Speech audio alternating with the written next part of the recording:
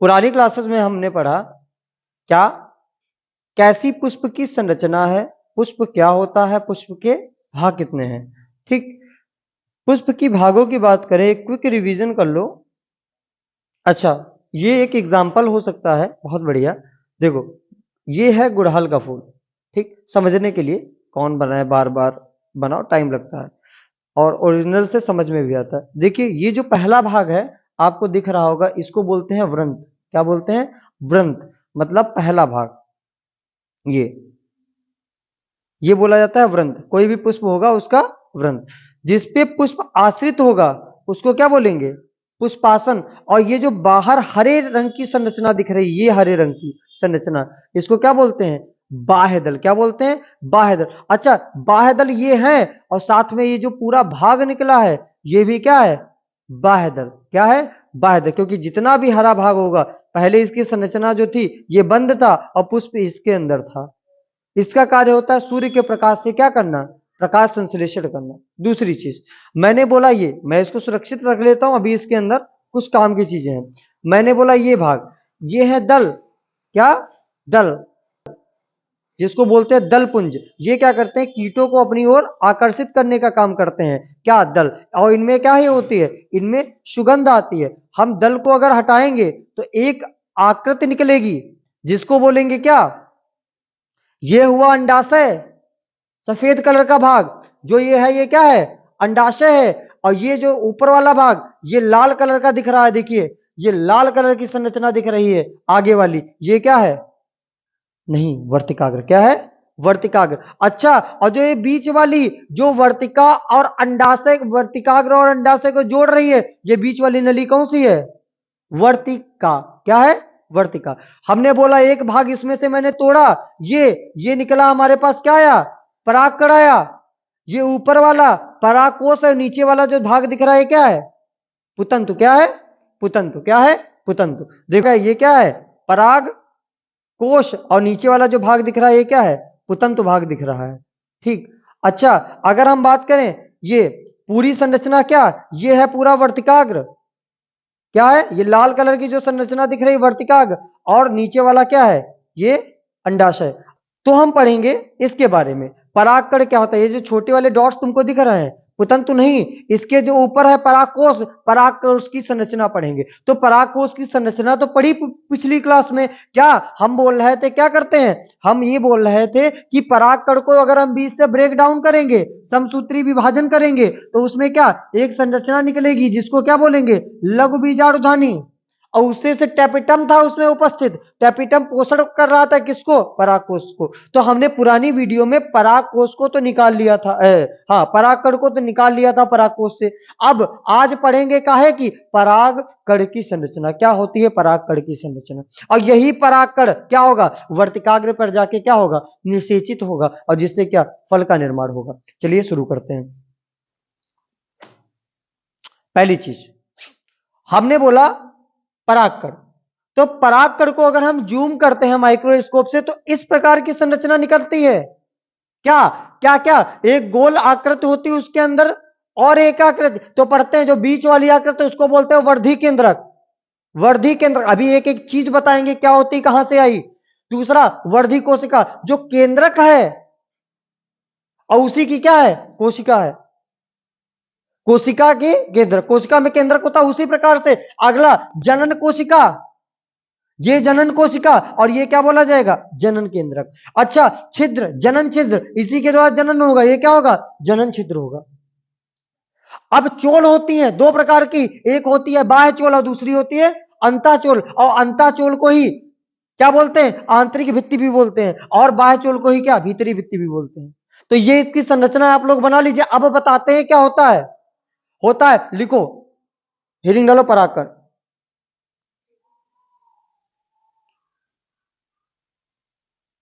लिखो, परागकण में लिखो, परागकण नर युग्मकोद्भिद की, ये नरही का तो है भाग, नरही तो है, काहे? पुंकेसर और स्त्री केसर, ये भाग ये पुंकेसर कहलाता है।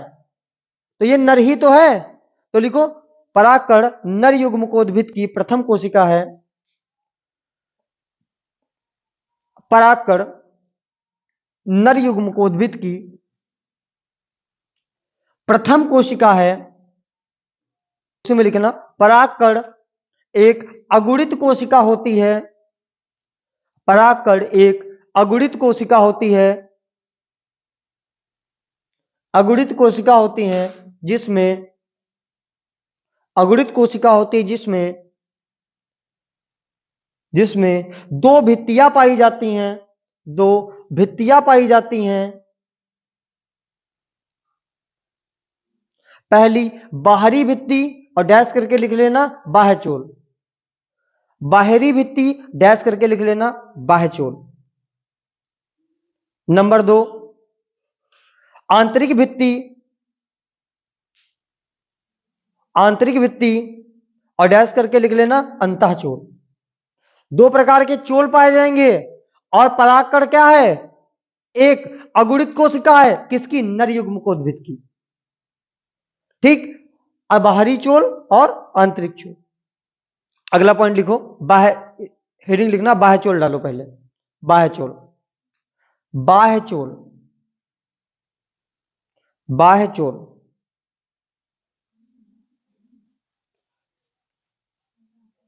हेडिंग डालो बाह्य चोल।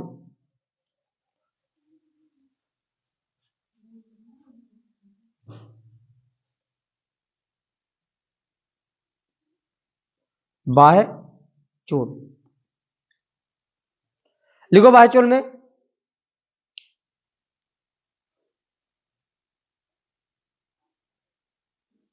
बाह्य चोल एक अत्यधिक, बाह्य चोल एक अत्यधिक वसीय पदार्थ,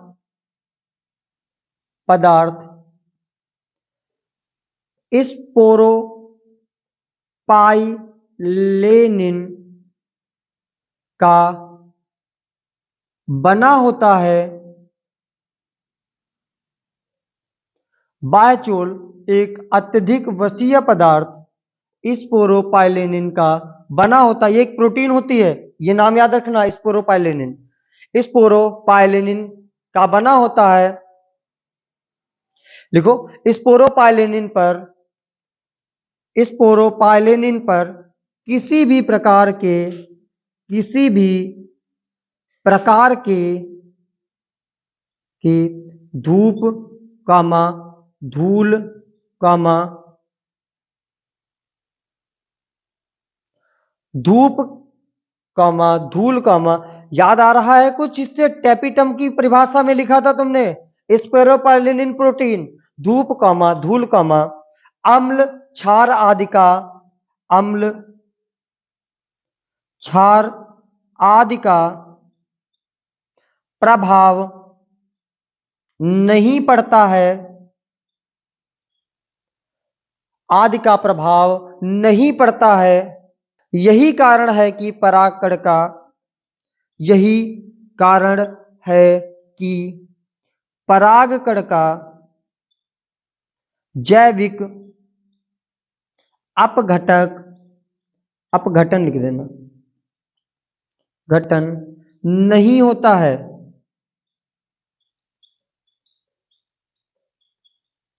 जैविक अपघटन नहीं होता है, क्यों? क्योंकि ये बना काहे से? स्पोरोपाइलेनिन नामक प्रोटीन से। ठीक, काहे से बना है? स्पोरोपाइलेनिन नामक प्रोटीन से, जिसपे क्या, किसी भी अम्ल, किसी भी धूप, धूल या किसी भी प्रकार के किसी भी चीज का प्रभाव नहीं पड़ता, इसीलिए क्या, इसका जैविक अपघटन नहीं होगा, जैव इसको क्या, अपघटित नहीं कर पाएगा।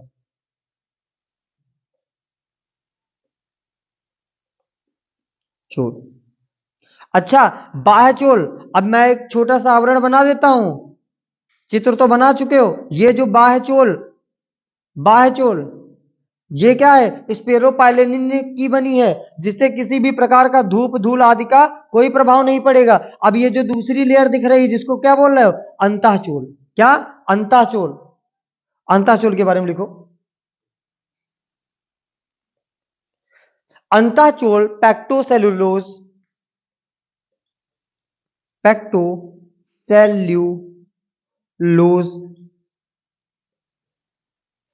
अंतःचोल पैक्टोसेल्यूलोज से मिलकर बनी होती है। पैक्टोसेल्यूलोज से मिलकर बनी होती है, अतः चोल से ही पराग कणों का परागकोश से निकलने पराग कणों का परागकोश से निकलने से पहले पहले इसके केंद्रक में विभाजन हो जाता है। निकलने से पहले इसके केंद्रक में विभाजन हो जाता है और दो केंद्रकों का निर्माण होता है। दो केंद्रकों का निर्माण होता है, इसी के कारण होता है। एक पहला वर्धी केंद्रक और दूसरा जनन केंद्रक, अभी लिखा था। पहला वर्धी केंद्रक, नंबर 2 जनन केंद्रक।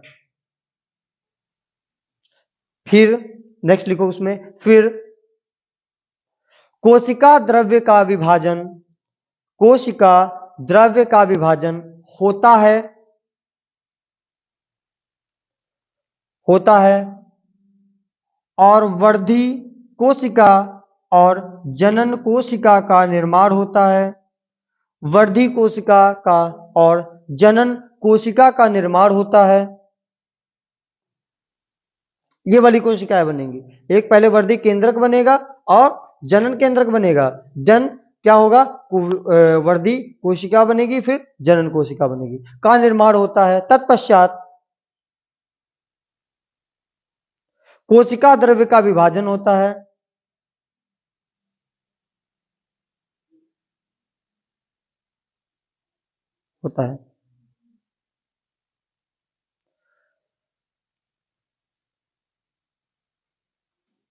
ठीक, अगला उसी में लिखना, बाह्य चोल में जगह जगह पर बाह्य चोल में जगह जगह पर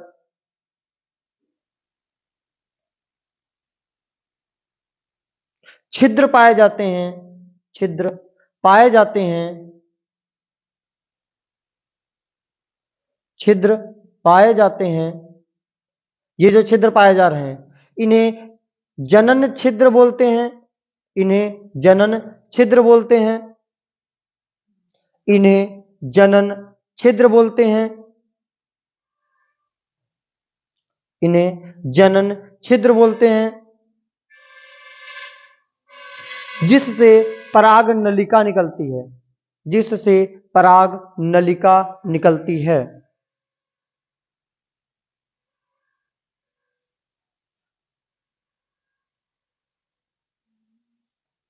जिससे पराग नलिका निकलती है।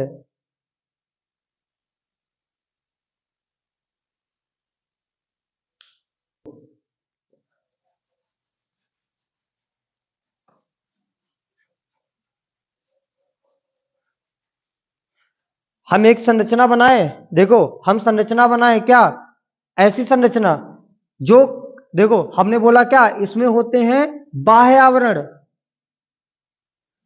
क्या होगा, ये है बाह्य चोल जिसको बोल देते हैं, और इसके अंदर ये क्या है, अंतः चोल।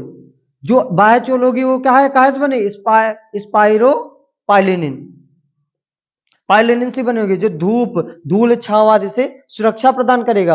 अंताचोल काहे की बनी होगी, पैक्टोसेल्यूलोज की बनी होगी। वो भी क्या करेगी, अंदर के क्या जनन कोशिका, एक पहले क्या जनन केंद्रक, नीचे वाला भाग जनन केंद्रक और वर्धी केंद्रक का निर्माण करेगा।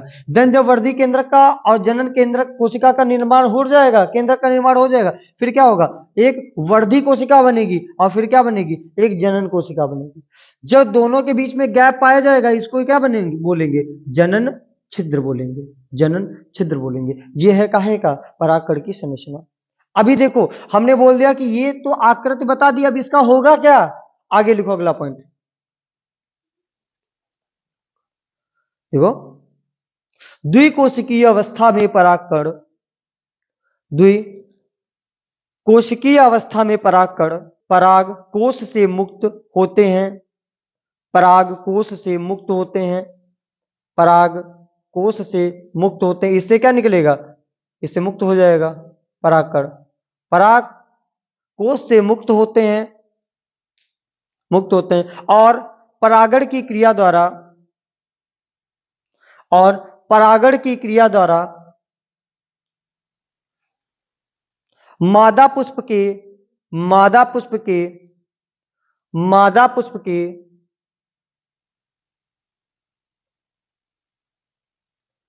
मादा पुष्प के वर्तिकाग्र पर, मादा पुष्प के वर्तिकाग्र पर, वर्तिकाग्र पर पहुंचते हैं, मादा पुष्प के वर्तिकाग्र पर पहुंचते हैं, ऐसे पहुंचते हैं। अगला पॉइंट लिखो।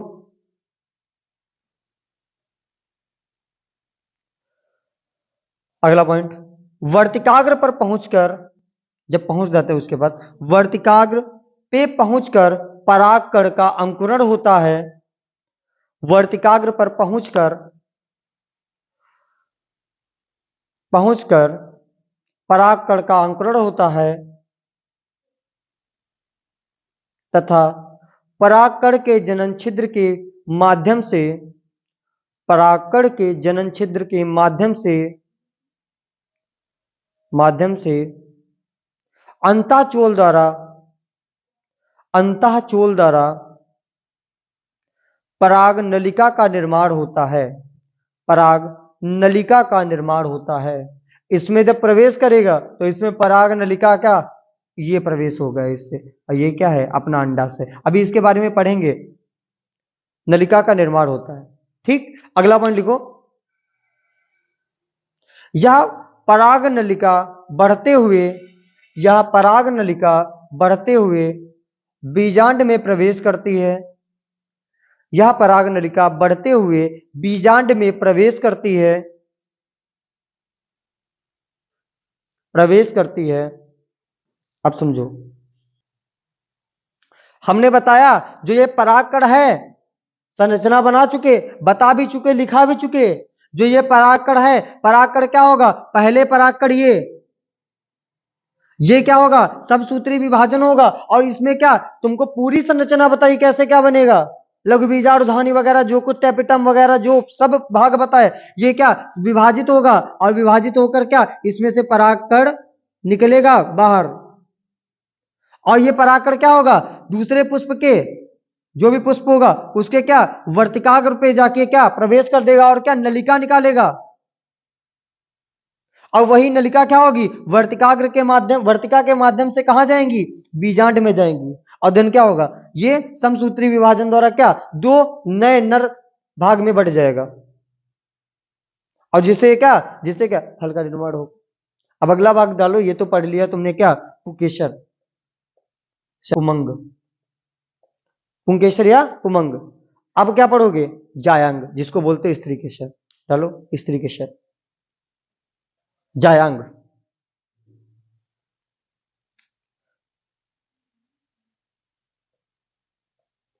जायांग। अगर हम परागकण को सारे हटा दें, जो ये लगे हैं परागकण और पुतंतु सारे हटा दें, सारे सारे भाग,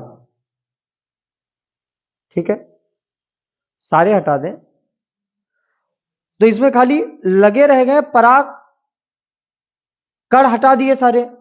अब बचे जो है वो पुतंतु बचे हैं। नहीं, ये डैमेज करते, कोई दिक्कत नहीं। अब देखो, ये जो ऊपर वाला भाग दिख रहा है रेड कलर का, डार्क रेड है, गुड़ाल लेना, अपने आप चेक कर लेना।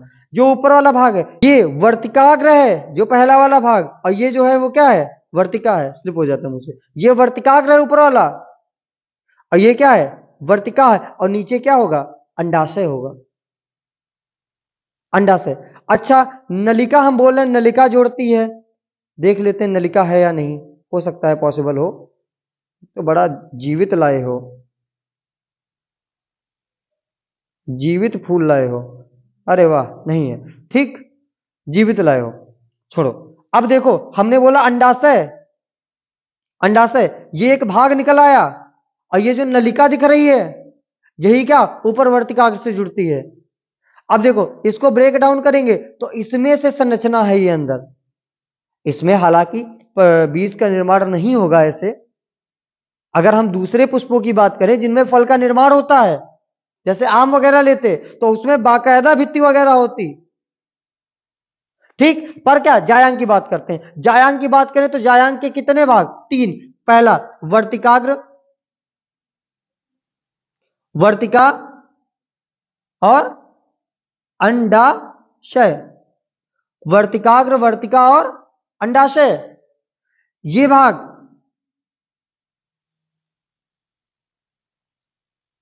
ठीक। अच्छा, दूसरी चीज, वर्तिकाग्र, वर्तिका, अंडाशय, तो हम पढ़ते हैं क्या जायांग क्या होता है। तो लिखो, जायांग पुष्प का मादा भाग होता है, जायांग पुष्प का मादा भाग होता है, जायांग पुष्प का मादा भाग होता है,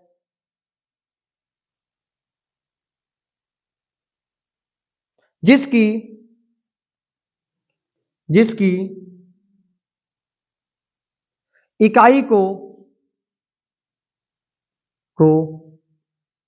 स्त्री केशर या अंडाशय से कहते हैं, जिसकी इकाई को स्त्री केशर या अंडाशय कहते हैं। प्रत्येक स्त्री केसर में 3 संरचना होती हैं, प्रत्येक स्त्री केसर में 3 संरचना होती है। नंबर 1 वर्तिकाग्र, नंबर 1 वर्तिकाग्र, नंबर 2 वर्तिका, और तीसरा अंडाशय। वर्तिका, वर्तिकाग्र और अंडाशय।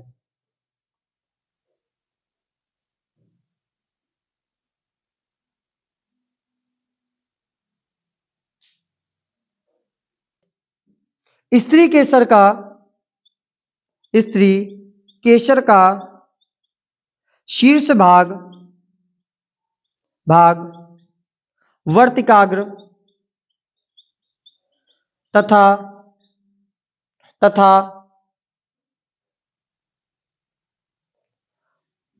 आधार भाग, मतलब नीचे का भाग अंडाशय कहलाता है, अंडाशय कहलाता है, तथा जो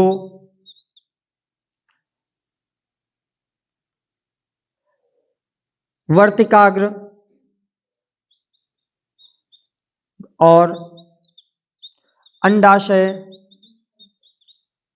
को आपस में जोड़ता है, उसे वर्तिका कहते हैं। वर्तिका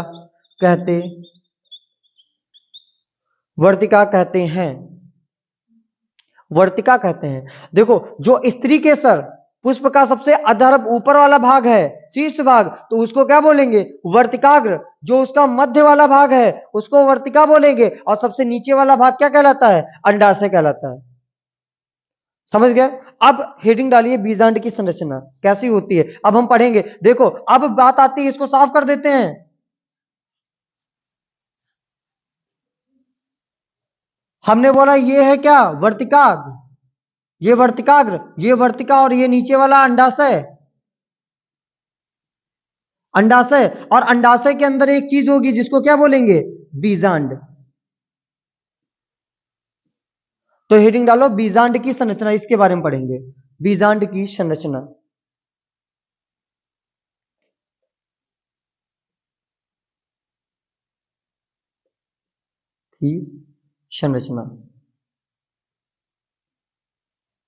बीजांड की संरचना। अच्छा, बीजांड की जो संरचना होती है इस प्रकार की होती है।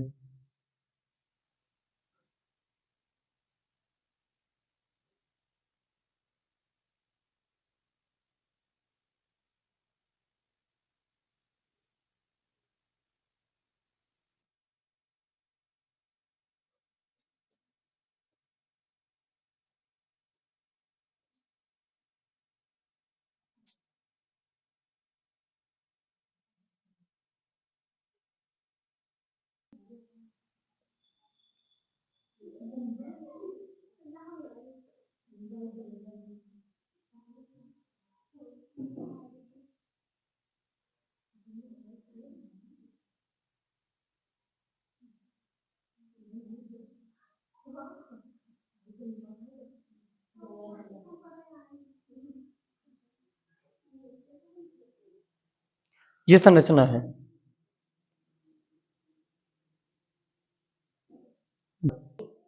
अगर हम बात करें जायांग की, तो जायांग में मैंने बताया 3 भाग होते हैं। सबसे ऊपर वाला भाग वर्तिकाग्र, मध्य वाला भाग वर्तिका और सबसे नीचे वाला भाग अंडाशय। अंडाशय में ही एक चीज होती है बीजांड, जो ये संरचना दिख रही है। बीजांड में ही क्या, ये भ्रूण स्थित होता है। अब देखो, अब समझो, हमने बनाया इस प्रकार का चित्र बताया। ये जो भाग है ये बीजांड वृंत है। जैसे कोई भी भाग होगा वर्तिका, वर्तिकाग्र, अंडाशय, और उसमें ये उपस्थित है, ठीक, तो इसकी सहायक जो कोशिका होंगी इस प्रकार से जुड़ी होगी, जिससे ये जुड़ा रहे आपस में। और यही भाग क्या होगा, परागकण को लाएगा नीचे से। और क्या, देन तुमको पता ही क्या होगा, पर पुष्प का निर्माण होगा, सॉरी फल का निर्माण होगा। समझो, अब तुम पहला जो भाग, ये वाला भाग भाग पढ़ लो, अगली अगली वीडियो में आपको पता चलेगा। पहला भाग जो है वो क्या है, निभाग है, निभाग बोलते हैं। और उसके अपोजिट, तुरंत अपोजिट कौन सा है, बीजांड द्वार है। ये जो भाग है, जो ये दिख रहा है, ये दिख रहा है बीजांड का है। और ये जो कोशिकाएं दिख रही हैं, ये है प्रतिमुखी कोशिकाएं। अभी हम बताएंगे ये 4 होती हैं, फिर 4 से जुड़ के 3 बन जाती है, एक इधर पूरी संरचना बनेगी। फिर ये होता है अध्यावरण, ये अध्यावरण दोनों, जैसे उसमें बाह्य आवरण पड़ रहे थे, अंतःआवरण परागकण में, वैसे ये अंड कोशिकाएं ये नीचे वाली, और यही क्या है, सहायक कोशिका साइड वाली। ठीक, अब ये प्राथमिक कोशिका बोली जाती है, और जो बीच में पाया जाएगा ये क्या होगा, द्वितीयक केंद्रक होगा। और जो ये पूरा संरचना है इसको क्या, भ्रूण कोश बोल दिया। ये भ्रूण कोश, भ्रूण कोश में क्या क्या, प्रतिमुख कोशिका, ध्रुवीय केंद्रक, और क्या, सहायक कोशिका, अंड कोशिका, ये भाग। आशा करता हूं इतना अच्छे से समझ में आया होगा क्या होता है। ठीक, अभी नेक्स्ट बताएंगे कि कैसे क्या संरचनाएं बनती है, क्या होता है, और बाकायदा इसकी डिफिनीशन नेक्स्ट। ठीक, बस इतना रखो, क्या करोगे।